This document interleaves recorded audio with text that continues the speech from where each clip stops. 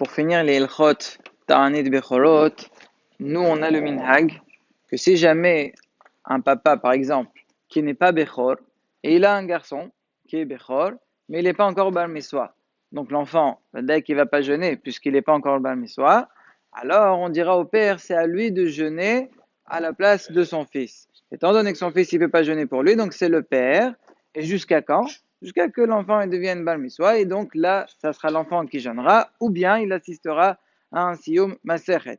Si le père maintenant, lui, il veut pas jeûner, il n'y a pas de problème, il assistera à un Siyum Masechet, et il pourra s'acquitter de son Hiyum. Pareil pour la mère. Si la mère, elle est pas Bechora, et elle a une fille, nous, on est déjà bien qu'on a que c'est la fille qui jeûne, même si c'est une fille, alors là, qu'elle n'est pas Bar Mitzvah, donc ce sera la mère qui jeûnera à sa place, et donc c'est à la mère d'assister au Ta'anit Bechorot jusqu'à qu'elle devienne Bat Mitzvah, c'est-à-dire qu'elle ait 12 ans, donc là c'est à la fille de s'occuper d'elle-même. Ça c'est plus ou moins Pachout. Maintenant le problème il est si jamais le père il est Bechor, et il a un fils qui est Bechor qui n'est pas encore Bar Mitzvah, alors qu'est-ce qui se passe?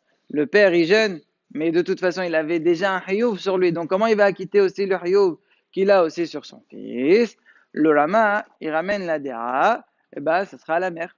Étant donné que le père, lui, son jeune, ne pourra pas acquitter son fils, ce sera à la mère, même si elle est Bechora. Hein. En tout cas, si elle n'est pas Bechora, elle devra quand même jeûner ou bien assister pour acquitter son fils. Il ne ramène pas le cas inverse, mais Pashtout, c'est la même chose à l'envers. Si jamais la mère, elle est Bechora, elle a une fille Bechora qui n'est pas encore Bat Mitzvah, eh ben, étant donné que le jeûne de la mère ne pourra pas acquitter sa fille, alors ce sera au père de jeûner, donc c'est à lui d'assister à un Siyum Masechet. Le Rama, il ramène cette déra-là uniquement. Mais le Mishnah Brura là-bas, il dit qu'il y en a qui disent non. Le jeûne du père, il acquitte automatiquement le sien et celui de son fils. Il n'y a pas de Hiyuv qui se transmet à la mère, étant donné que l'enfant, c'est un garçon. Alors maintenant, la Sheila, c'est quoi le minhag? Nous, les dire bien, qu'est-ce qu'on fait?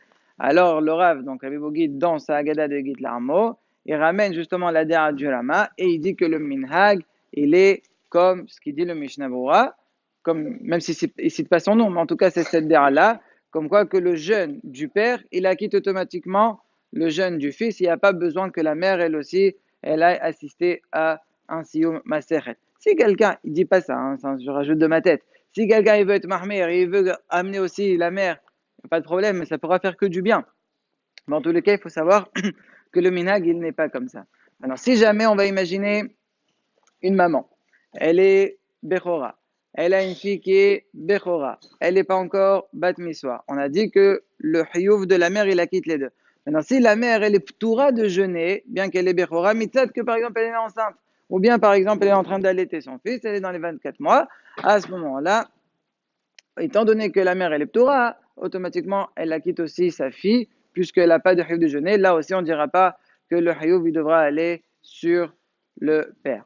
Un deuxième point, une question qui se pose, si quelqu'un il a un Yortzeit, ça veut dire il a la Asgara de son père ou de sa mère pendant le mois de Nissan.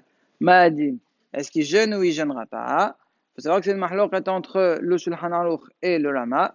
Le Shulchan Aruch c'est machma qu'on jeûne, bien que c'est le mois de Nissan. Le Rama il dit non, on ne jeûne pas du tout.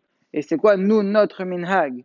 Nous les dire bien, notre minhag il est comme le Shulchan Aruch. Comme ça c'est ramené clairement dans Belet Kona, donc elle devra jeûner.